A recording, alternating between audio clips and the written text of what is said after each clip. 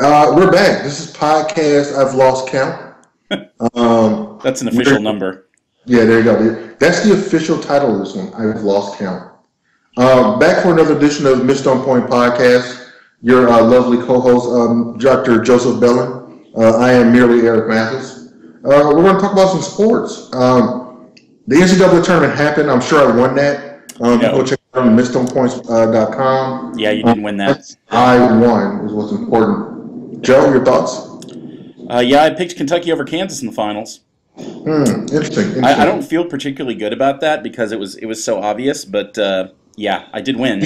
You should feel like a dirty old man. Well, I am old. Well, I mean, you know Patino paid those players. Patino. Wait, you mean Kentucky played the Louisville players to lose that game? No, they paid everybody. Everyone. Well, it's college basketball. I thought that was a given. Well, I thought it was official. I don't want to talk about sports for a minute, though. I don't want to talk about sports. I want to talk about something more important than sports for a minute. What's more important than sports? Media. All right, fine. We can talk about the media, I guess. I don't want to. What's the most important story in sports today, Eric? Let me think. Did the Atlanta Falcons make a trade of Matt Ryan? No. Hold on. Did the Atlanta Braves sign a hitter? No. Are you kidding?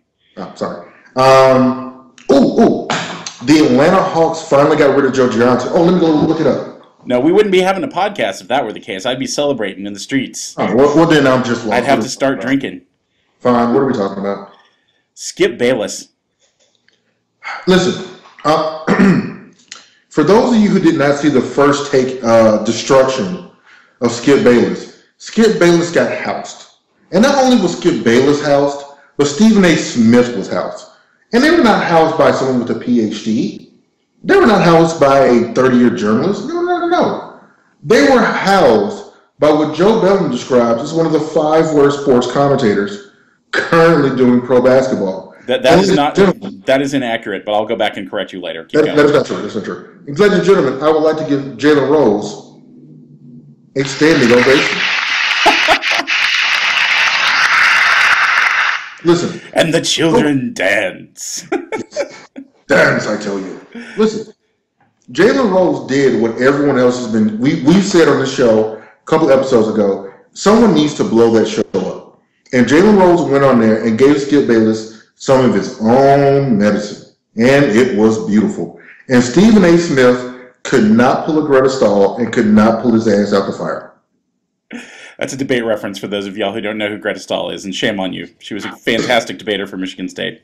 Those of you who are who know debate, you will get a good laugh out of that.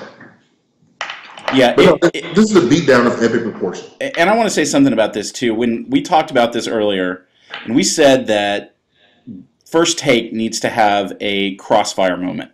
Mm-hmm. And what we meant by that was that there was a show on CNN called Crossfire that was an insufferable pretense for a debate show in which people went on and pretended to take specific positions in order to generate controversy. And Jon Stewart famously went on that show and told them the truth about their own show, and it destroyed the show. Jalen Rose may have, if we're lucky, I don't know if we're lucky, but if we're lucky, Jalen Rose may have just went Jon Stewart on First Take, because he didn't just criticize them. No. He spoke the truth that everyone knows, which is that show only exists because Skip Bayless and from time to time Stephen A. Smith and whoever the functional equivalent of Skip Bayless is that they have when Bayless isn't around, they call people names and they are disrespectful to people. It's not because they have some kind of penetrating analysis on that show or because it's a debate show. We've previously said it is not a debate show. It is people playing television, and the worst part about the subsequent episode of First Take that they had today is the host gets on and says, well, our only rule on this show is authenticity. Well, oh my God.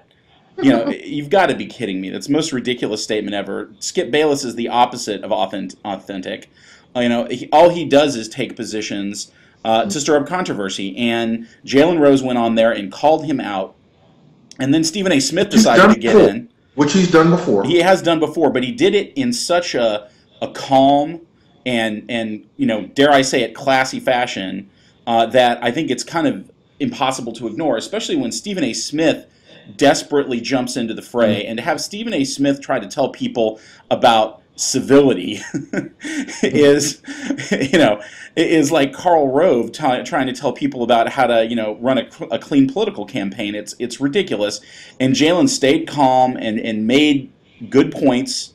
I said Jalen was one of the worst former athletes who was commenting on ESPN, and I'll stick by that until just recently, because I felt like whenever they had him on, he took the shallowest possible answer. I thought he was not saying anything interesting, and I couldn't figure out why he was on that show. And I will concede that Bruce Bowen was probably worse.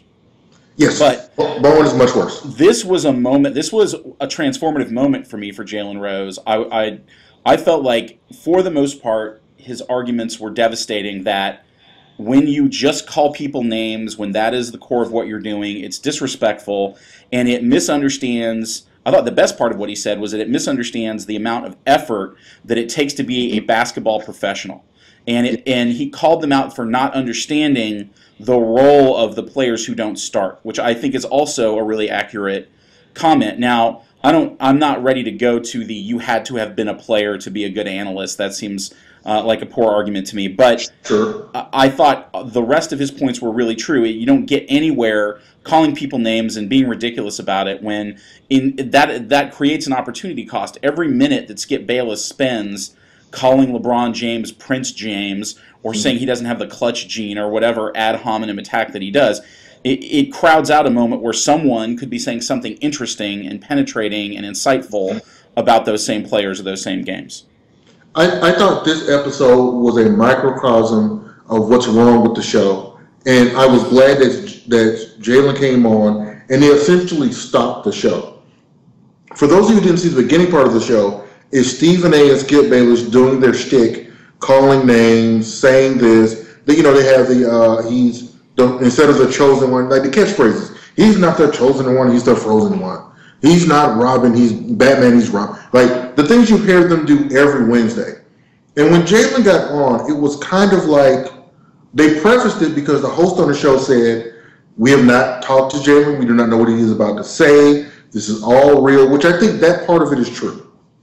And what Jalen proceeds to do, in a moment, in basically 37 seconds, was he did what Skip Bayless does to every athlete who he doesn't have in his kind of like favorite category. The day before, for those of you who also missed it, Jalen Rose basically found Skip Bayless's high school stats and high school performances from when he played high school. Now, Skip Bayless talked about he played for 2 state championships and was a good high school player, but somehow that didn't translate to when he went to Vanderbilt. But he played for a legendary coach.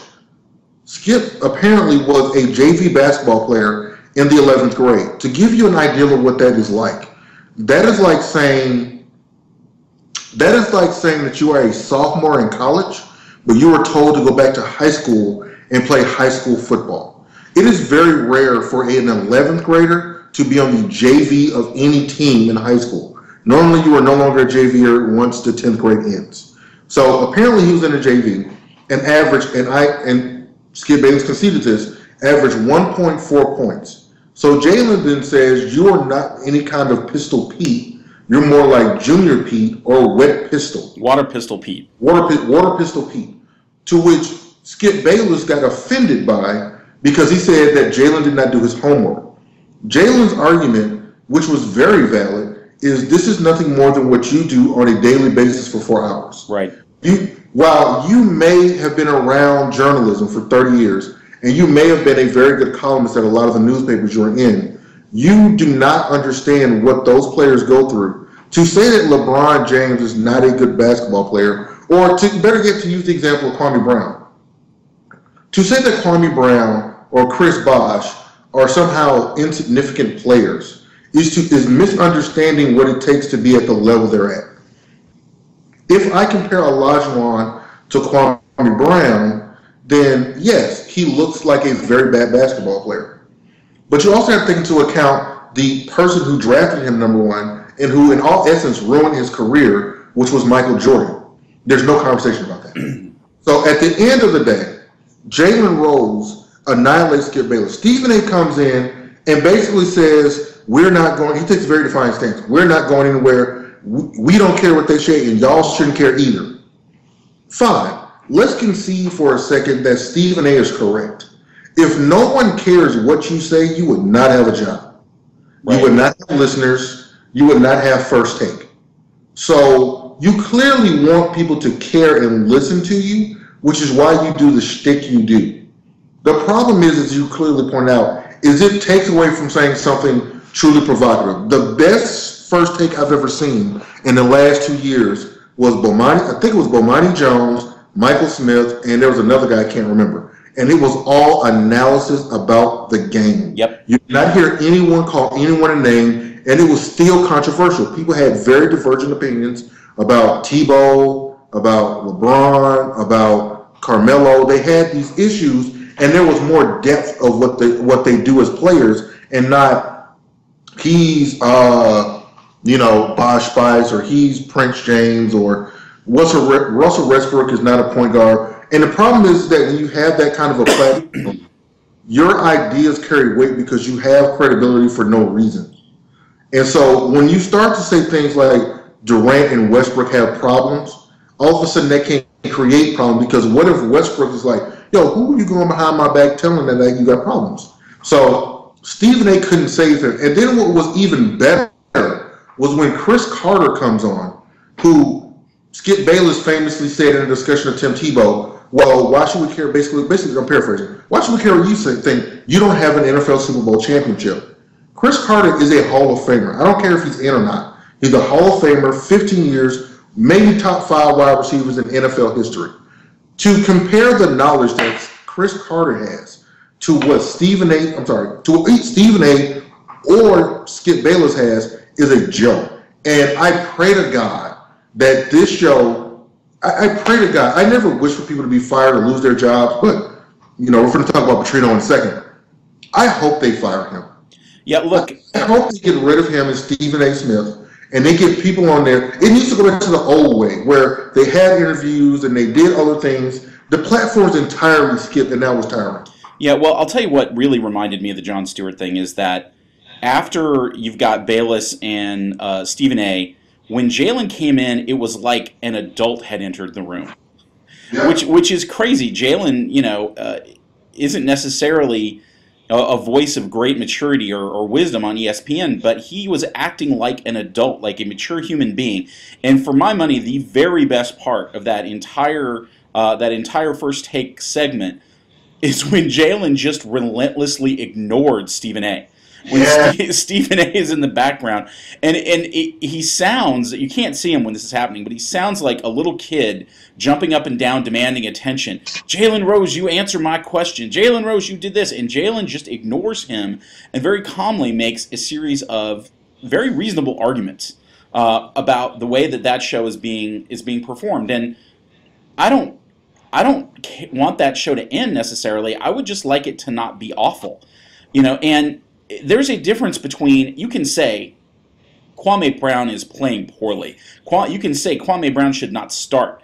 You can say it was a mistake to draft him. But when you start making fun of his name and calling successful players bad nicknames, and that becomes the core of what you do, then you're no longer a debate. You never were a debate show, and you're no longer a legitimate sports show. You're as Jon Stewart said about Crossfire. He said this is theater, and that's exactly what First Take has become, and it's too bad. And I saw the same Bomani Jones, Michael Smith episode of it, and it was so great. And we both said I'd watch that show every week. I love Michael Smith, and I like Bomani Jones. Jones needs his own show. Yeah. Well, and they put Michael Smith in a bunch of different places. I like Numbers Never Lie, but I would love to see him in that situation. And Bomani Jones is really good at what he does. And honestly, Skip Bayless's time is done. That whole, I'm going to call people names and act like I'm smarter than I really am, and play those games. That's not the way that you actually have argument. It's a disservice to the concept of argument about sports for you to behave that way. And again, Jalen seemed like the adult. And I don't know how you go back, but then again, you can probably never be wrong underestimating people's ability to be discriminate about this sort of thing. So maybe it'll continue to go for another 10 years. I will say this. As a microcosm, I was sitting with my mother today, and we were watching the discussion happen, live. Now, my mom never looks at First Take. My mom she watches The View, morning shows that are coming on like network television. My mom made two very interesting observations about that show. Remember, my mother does not watch sports enough to want to watch First Take. First time she watches it, she says the following: "What are they doing? Why are they saying this is debate? This looks like The View." That's number one. The second thing she says about, and I swear to God, this is what she said. She looks at Skip Bayless. She says, "Skip Bayless looks like one of those people." I'm not going to say the political, like she said, he looked like not a Republican, whatever. She said he looks like one of those people who thinks that they're smarter than they really are, and they're saying a lot of words, and it has no meaning. Yeah. And for the average person who doesn't watch sports to make that brilliant of an observation in the span of 30 minutes of watching television lets you know that their time is kind of past. Maybe you should coach Skip Bayless to talk a different way, and frankly, he may not. That's fine. Get him off the air, put someone on the air who is on. But they've done that. The show will end, in my opinion, because of the fact that they've given it such a platform they cannot turn back. They can't go back to the old way of what they used to do was have a topic, interview some people, it'll be kind of cool. It would kind of break up the monotony of Skip Bayless. Now that the show is 2 hours of just Skip and player X, it's gotten old, and it is theater, and it's kind of masquerading as something that I don't know what it is. Well, I want to say one more thing about this, and I don't want to plunge too far off the deep end of deep argument about this, but this is important because that show constantly refers to itself as a debate show. And, if there's anything in the world I'm an expert on, and maybe there isn't, but if there is anything in the world I'm an expert on, it's debate. Mm-hmm. And debate is supposed to help you learn. It is supposed to move a conversation forward. When we have competitive debates, we stick people on two sides of an issue artificially, and we make them debate stuff. But even in those debates, even in the debates that have structures and rules, people don't end up the same place at the end of the debate as where they started. They concede arguments. They come up with new arguments. Shows like First Take are not debate shows because the two people end up at the same spot they started at. There's no room for them to move forward. There's no room for the debate to inform them, to change who they are, or to change their minds, or make their positions different. And that is because Skip Bayless and the other people who functionally replace him are made to be not caricatures of humans. And if they had real people on there, someone would make an argument and another person would say, wow, that's a really good argument occasionally, and we would change the conversation. When real people sit down and have conversations about sports, this is what happens.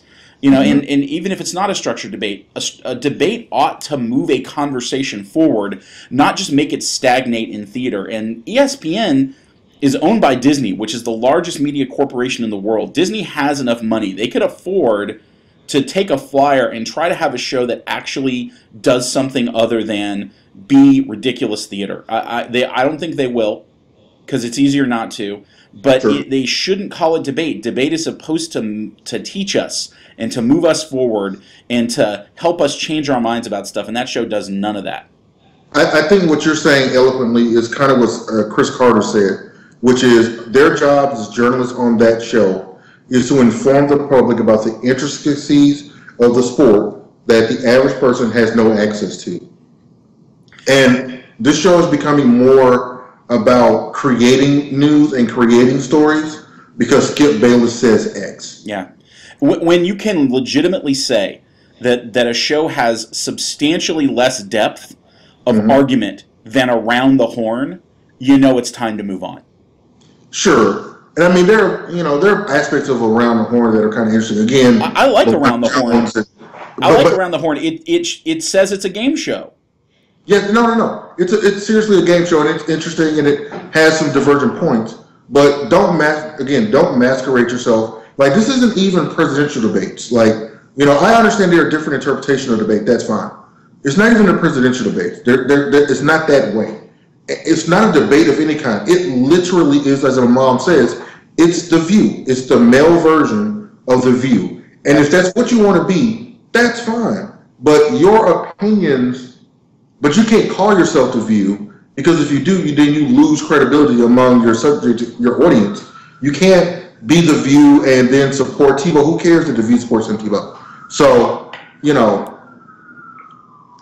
This should be the end of that show. I don't, there's no other way to say it, because there's no turning back from what is obviously a horrendous flaw. Like, when you watch it tomorrow, are you going to take what they say seriously? No. You've got a 50 or 60-year-old person who couldn't score 2 points in his senior year in high school telling other people that LeBron James is a very bad basketball player. I understand that argument isn't that persuasive, but it is persuasive in the sense of, okay, who are you to say that this person isn't great when you don't like it when people don't call you great? It's a dynamic there that I don't like.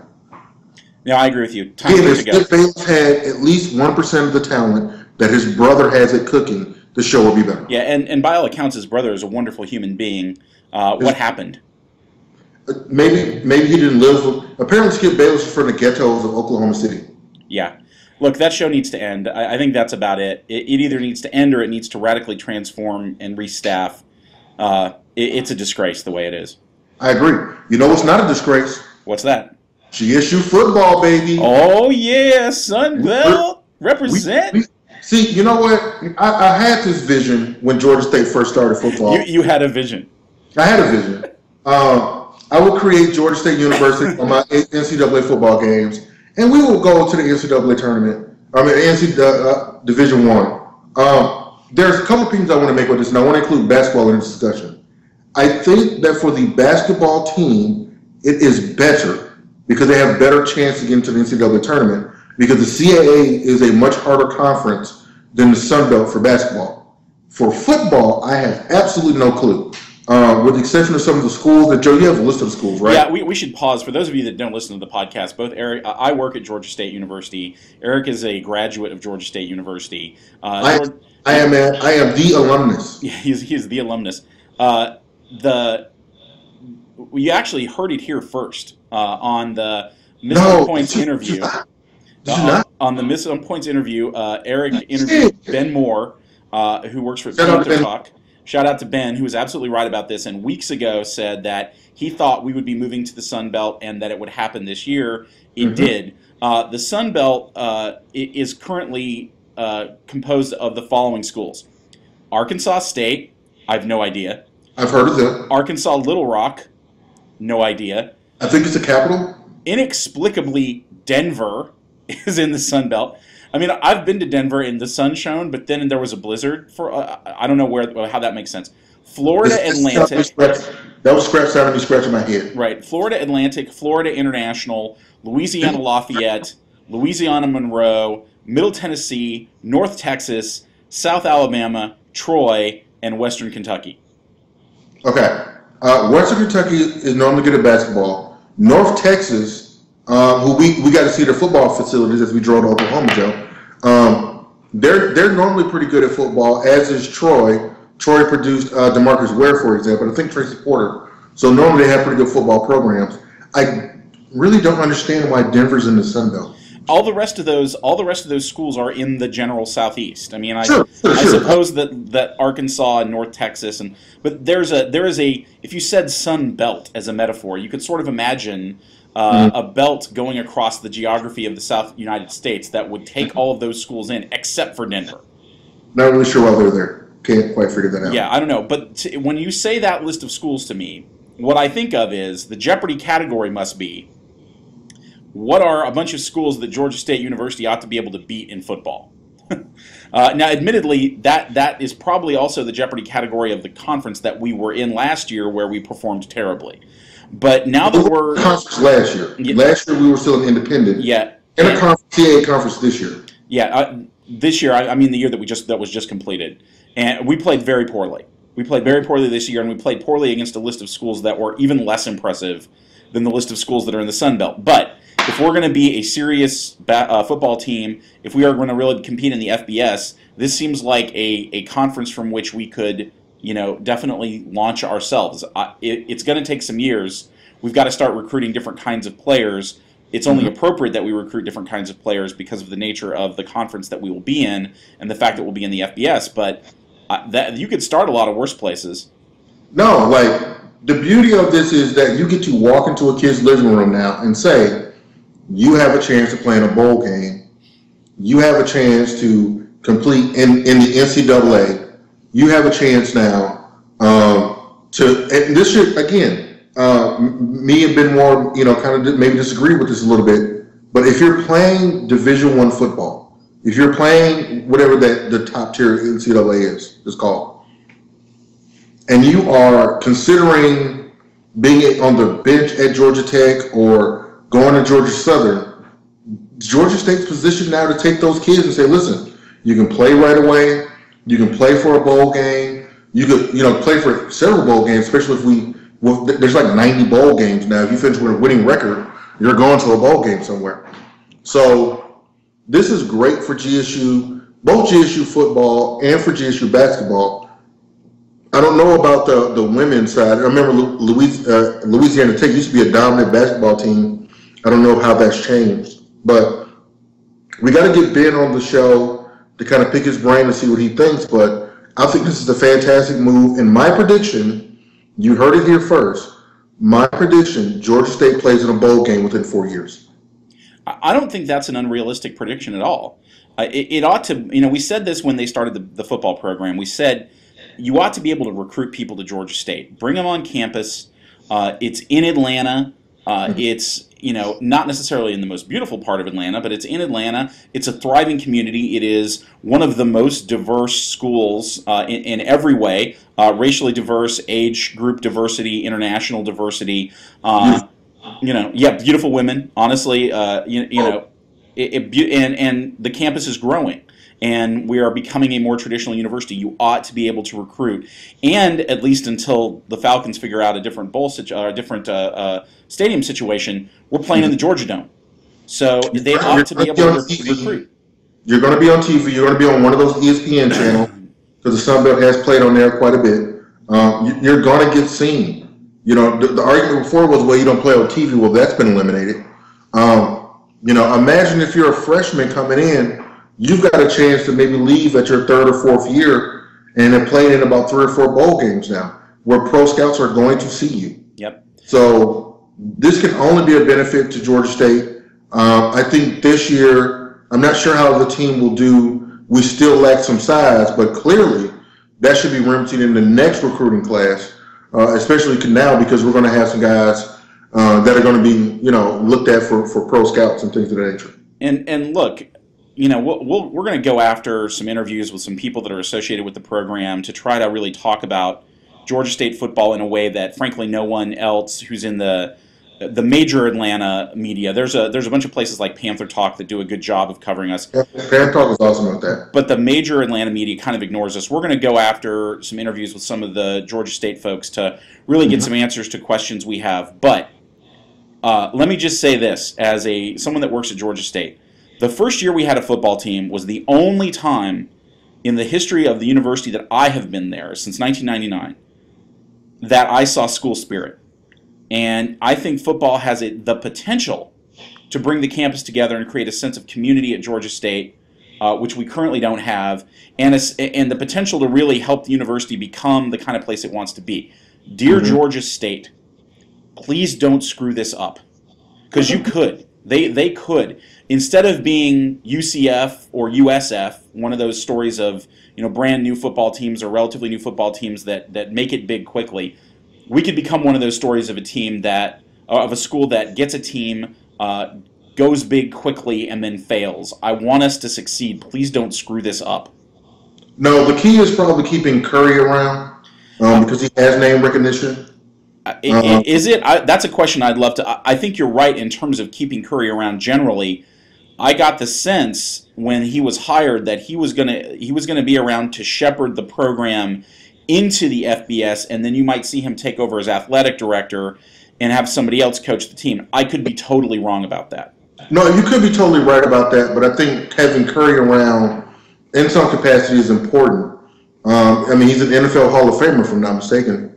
So having him around would be important. Yeah, and I think we learned our, basketball, we sort of learned our lesson with Lefty. It helped to have a big name, even if his name was not untarnished. There you go. So, you know whose name is tarnished? Whose name is tarnished? Joe, he's your favorite coach. If you're an Atlanta Falcons fan, you've got to be grinning ear from ear. Listen, the only other news that will make a Falcons fan happy is if we traded Matt Ryan. Let's shut up. You stop. Look. But it lasts. I've said this, and it is ridiculous how bad the Falcons have done in the offseason in terms of not only not making any moves, but being, I think, totally disingenuous about why. But in terms of offseason intangibles, this has been a great offseason if you're a Falcon fan, because the Saints have gotten hammered by the NFL. And most Falcons fans, I'm not among them. I actually hate the Bucs more, but most Falcons fans hate the Saints with a passion. The Saints have gotten hammered. Parcells turned them down. They're going to have head coach by committee. The player suspensions haven't even come out yet. Has Breeze signed his contract yet? I don't think he has. It's not a franchise tag yet. It's been a disaster for the Saints, and now Bobby Petrino goes down in flames in such a way that it's possible, maybe not likely, but possible that he won't coach again. The intangibles are awesome. I'm going to say this about Bobby Petrino. I hate you. I hate you with a Matt Ryan-like intensity. Stop. Look, Matt Ryan, you just don't think Matt Ryan plays that well. Petrino is actively a jackass. No. Here's the thing. I'm going to make this very, very clear. Bobby Petrino is a better coach than Matt Ryan is a quarterback. At the college level. Sure. Don't say sure. At the college level. His professional coaching tenure is awful. I'm going to say this. Petrino clearly, no one could have coached the Falcons that year when Vic went to jail. No one. Yeah, but somebody could have not left in the middle of the night and not lied to the owner about it. That part we all can see. But he is a better college coach than Matt Ryan is a quarterback.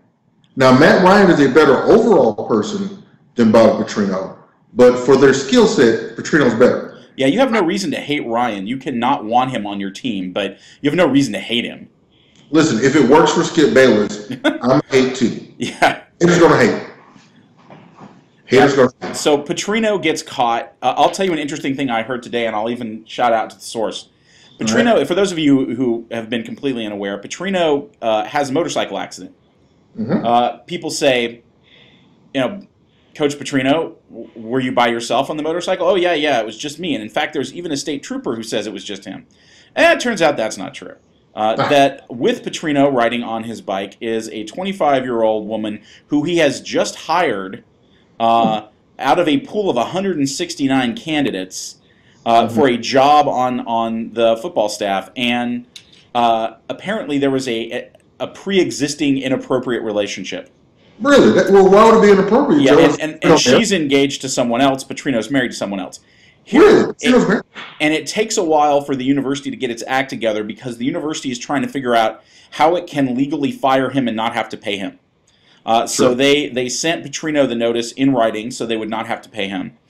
And here's a little detail about the statement that the university made that I think is interesting. And I was listening to what, for my money, is the best college football radio program in America, which is the Barnhart and Durham program on 790 AM here in Atlanta. When those guys are both on and talking about college football, it's the best show in its genre. Here's something they pointed out today that I think is fascinating. The statement by the university said that the relationship between the coach and the woman that he was on the motorcycle with had been in place for quite a while. She was an undergraduate in Arkansas. If he had been having a relationship with her since he arrived, that means they started when she was a co-ed. And he basically found a job for her to continue their inappropriate relationship. And if that's true, that adds another layer to the scandalousness of this situation and may, in fact, make it much harder for him to get a job elsewhere. Let me get it straight. This is how the timeline goes. Petrino coaches Falcons on Monday Night Football. Yes. Falcons thrown out. Petrino the next morning hired his Arkansas coach. Petrino that afternoon is sleeping in one of the co-ed dorms? Well, it's possible. Now, I don't know, but that timeline is not entirely inconsistent with what's going on and that what we know so far. Now, maybe we'll never find out because maybe this will all go away and they'll drop it. But, man, I'll tell you, it's a bad reflection on Arkansas. It is a bad reflection on Petrino. I side with the people who say he will probably get another coaching job someplace. There's been discussion of whether he might take a job in the NFL as a position coach, which is a great place to hide.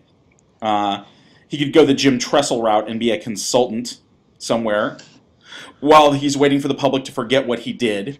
But my guess is at some point down the line there will be a small school that wants to be a big school, and they will realize that Bobby Petrino has a really strong record of coaching at the college level, and they'll hire him again. But in the meantime, couldn't happen to a nicer guy. He could go kind of the Charlie Weiss road, where Weiss was let go from Notre Dame, goes and is an offensive coordinator and does fairly well. And then, where's Charlie Weiss now? Florida? Or he was at Florida as an offensive coordinator. He's a coach somewhere now. I can't remember.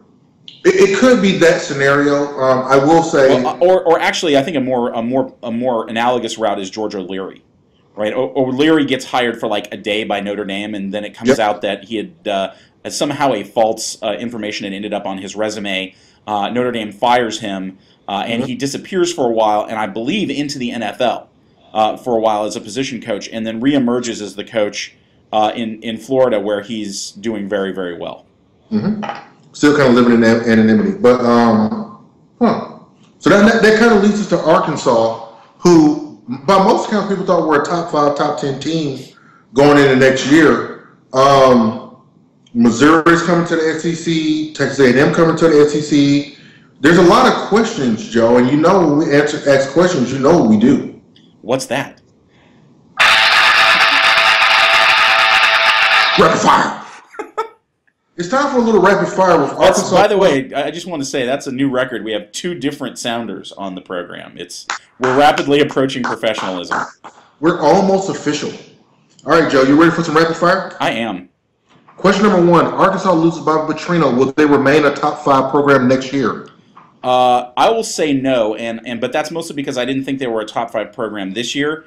I'll entirely concede that my thinking was probably clouded by my hatred of Petrino, so maybe after a year I'll have a better place from which to go, but I will say no. Will they play in a BCS bowl game? When you say, do you mean one of the top 5 bowl games? Yes. No. Do they win 10 games? No. They got Alabama and LSU coming to Arkansas. They will not win 10 games. The interim coach right now is a guy I've never heard of. Will Arkansas go out and hire another big-name coach after the Petrino disaster? I don't think so. I'll tell you the speculation that I heard today that I think is interesting. I do think it makes the most sense for them to keep the interim coach for a year. Even though we're so early in the year, it's actually kind of late in the football offseason to be switching coaches. And my guess is they will probably keep an interim coach, and then you'll see a big national search at the end of the year, and I think that will be partly why they don't win 10 games. There was some speculation that I heard that maybe Jimmy Johnson would emerge from the booth to coach that team. I think that is wrong because I think Jimmy Johnson is entirely happy doing what he does. I don't understand why he would give himself the headache of being a college coach coming into a situation where there was a lot of scandal. He by all accounts really enjoys his lifestyle.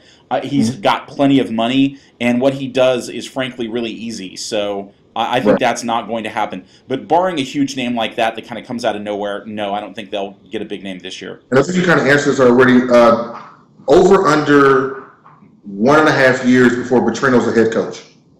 Oh, over. Definitely over.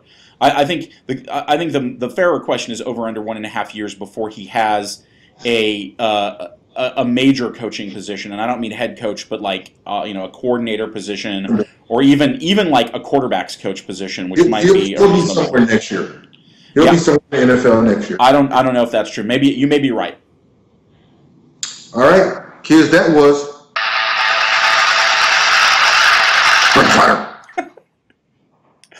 Strong. All right, next topic. So we've talked about some good things, talked about some bad things. Let's talk about a confusing thing. Earlier this week, Larry Brown commenting on Anthony Davis. For those of you who don't know, Anthony Davis is the center for the national championship Kentucky Wildcats.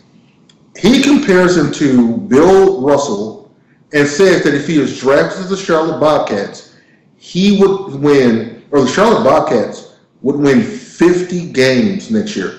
For those of you who don't know, Joe, tell them how many games the Charlotte Bobcats have won this year. Is it more or less than 6? It is more. It is 7. Oh, strong. It is 7. Way to go, Charlotte Bobcats. That's right. The Bobcats are about to set the NBA record for the worst winning percentage in NBA history. Yeah, they're 7-49, kids. Mm-hmm. Just to give you a sense of how awful that record is. They are 7 games behind the next worst team in the NBA, not in their conference. The next worst team in the NBA is Washington, who has 14 wins. Then New Orleans has 15 wins, and then you skyrocket up to Sacramento at 19. That is an embarrassment of a record. I think they already clinched the most ping pong balls.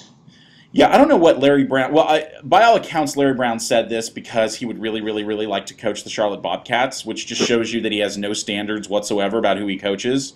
He rides Michael Jordan like it's his job. I guess. And I guess I understand the comment from that point, but, he not only said that he would win 50 games, he said that Davis is going to be the next Oscar Robertson, which... that guy is... there are people who legitimately make the argument that Oscar was the best professional basketball player of all time. I disagree with them, but he's in the top 10 for sure, absolutely sure. It's really hard to compare eras in basketball, but he's definitely within the top 10. You can even make a legit argument because of his season where he averaged a triple-double that he was the best. And you're going to put that on Anthony Davis's shoulders going out of... his one-year college career, a kid who is probably still growing, by the way, who hasn't grown into his body yet, a kid who doesn't have big offensive games the way, he doesn't appear to have a complete offensive skill set yet. Mm-hmm. He's a devastating defender, but he doesn't appear to have, and who knows what he's going to be. He's a cipher. To say that he's going to be Oscar, that he's going to lead the Bobcats to 50 wins is... it's not just wrong, it's silly. Look, I understand that he will be the number 1 pick in the draft because it's hard to find defensive guys that can probably change the game. Now, Larry Brown makes a couple points. He says he's going to erase a lot of mistakes, which is true. The best comparison that I can think of when I see him play is not Tim Duncan, certainly not Bill Russell, although I understand the Bill Russell comparison. I think he's Marcus Camby. Like, for those of you who don't know, Marcus Camby was a phenomenal college player for 3 or 4 years at UMass. Was arguably the second best big man of those 4 years next to Tim Duncan. Camby was a beast and went to the championship game in, I think, in 95 or 96. And they lost to that Kentucky team that was all world. Yeah. Look, Camby's had a great career, but would you say that Camby was a game changer? No. Well, and here's the other thing. We were talking about this too earlier about whether you can compare Anthony Davis to Camby, whether you can compare him to Duncan. Camby and Duncan stayed for multiple years in college. They developed their game. By the end of his career, Camby, who I didn't like as a player, but that was probably because I was a Duncan fan, but you have to admire as a player. He certainly had great skills. He had some legitimate offensive skills, a really strong offensive skill set, which I don't see in Anthony Davis. It's not to say that he won't develop it. The kid was in college for 1 year. He's still developing physically. He might still be growing. He is still developing as a player. So those things are a possibility for him. But there have been a lot of relatively large dudes that came out of college that didn't have a long time they spent in college, got drafted when they were young because they were big, and they never developed an offensive skill set. The league is littered with those guys, and it's not to say they're not good for their team, that they don't have an important role to play on their teams, but they're not game changers.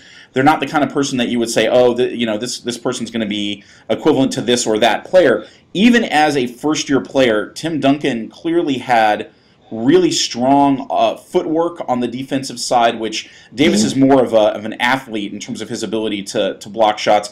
And Duncan had a real sense of being self-possessed on the offensive side of the ball and was already a really good passer, which I don't think Davis is yet. So who knows what he's going to be, but why you put expectations on the kid like that is beyond me. I mean, I think that's part of everyone's job. Our job is to kind of think and project where the kid's going to be. I don't have any problems with you making statements of how great he's going to be. When LeBron came out, listen, I've also heard this comment, and I want people to I understand that some people don't like LeBron because of the decision and, you know, maybe him not playing so well in the NBA Finals. Someone said that Anthony Davis is the best incoming NBA player they've seen in the last 25 years. That's preposterous. Now, to me, that's insane because that list starts and ends with LeBron James. There's a lot of players who came into the league and have been great over the last 25 years. Duncan's included in that, anyone that was a first-year player in the 90s. But when you look at, if you just take the number one picks, no one thought LeBron James was not going to be what he is right now, which is phenomenal. Like, if Anthony Davis is Marcus Camby, there's nothing wrong with that. No, Camby had a strong career. That kind of player will help the Bobcats. But this is no longer that kind of league where a big man, you have to have a big man to win the NBA championship. The Dallas Mavericks proved that last year. I'm going to go out on a limb and I'm going to make this proclamation. If there are two players in this draft, who I am starting my team with this year, one of them is Michael Kidd-Gilchrist, who was a small forward for Kentucky, who was the offensive machine because you need a wing player. The second player, and I'm going to catch some heat for this, is Doc Rivers' kid, Austin Rivers. Wow. And I will tell you why. That kid wants to be great, and he thinks he's great. And there's something to be said about when you have an aura. The shot that he makes against North Carolina to beat them at the buzzer will go down as one of the greatest shots in that rivalry's history. He is not afraid of the moment. Now, some people are going to say, well, he's not a point, he's a two. That's fine. Let him run the show. Look, Michael Westbrook proves to you that you don't have to be a pass-first point guard to make it in the NBA. Oh, how I wish he would come to the Hawks. But those are kind of the guys that we'll start with. Now, I'm not saying I wouldn't draft Anthony Davis, but I only see him as kind of ultimately a defensive specialist. If he proves he can make an outside jump shot, he's still Marcus Camby. Like, here's his floor. His floor is Marcus Camby. Anything less than that, you got to really think about the fact he might be in a bust. But his ceiling is Kevin Garnett.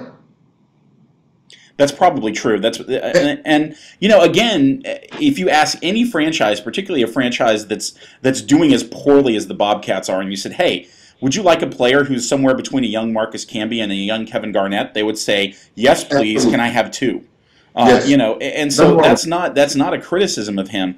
I'm not sure I'm willing to tell you what his floor or his ceiling is, but I can tell you one thing for sure: no one knows because he's so young.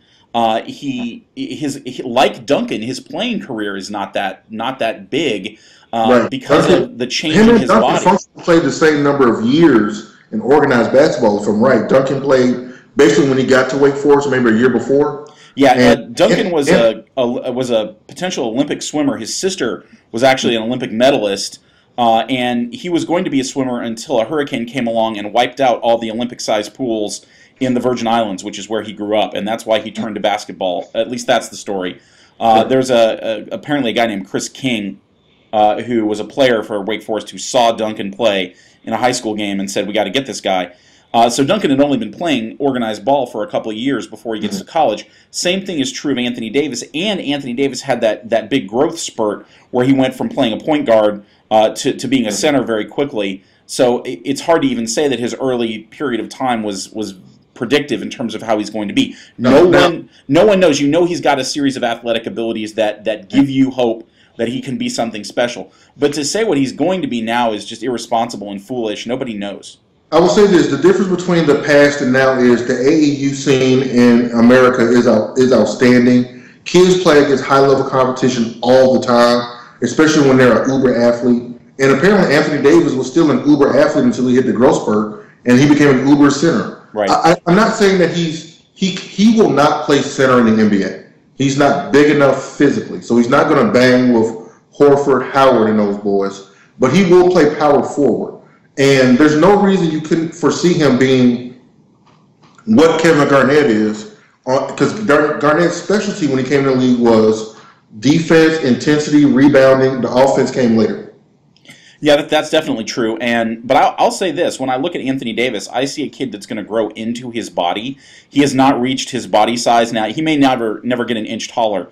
But if you look at the size of his shoulders compared to the rest of him, you can really tell that he's going to bulk up in the NBA. But it's entirely possible he'll grow 2 or 3 more inches after he gets into the league. And then you've got a guy who's more like body-wise, not performance-wise, but more body-wise like a Dwight Howard. Who knows what that will translate to in terms of his ability to play in the league. But that's part of the cipher that is Anthony Davis. Sure. When I'm looking at Anthony Davis, when I remember Dwight Howard, because Dwight Howard, is from Atlanta. He was a little bit bigger than Anthony Davis is what he is now, and I don't think he'll grow. Like, remember everyone said that about Kevin Garnett. Durant was going to grow into an NBA body, and he's kind of wiry strong, and that's kind of what you will get. But he has grown. He's gotten taller, and you go back and look at the games from his freshman year in college. He had the thinnest arms of any basketball player I've ever seen. I even thought, and this is one of those times where I was completely wrong, I took a look at him. I couldn't believe he would be a great NBA player because his arms were so freaking thin, and I thought, this guy doesn't have the strength. Well, he's clearly gotten the strength. He's bulked up a lot. He doesn't look bulky, but he's bulked up a lot compared to his college years, and he's grown. He has turned into an amazing player because of how his body changed, and I'm sure because of his dedication to working out and bulking up, which you have to do to play in today's NBA. So I think we're a little bit, you're not ready to make a proclamation. I think he's somewhere closer than Marcus can be with the upside of a Kevin Garnett. I mean, I'm willing to say this, he's not Oscar Robertson. No. Joe, we were going to talk about the Masters, but I actually have to run. But I'll say this: when your name's Bubba Watson, you're not Tiger Woods. No. Tiger Woods had a miserable tournament, and he's done.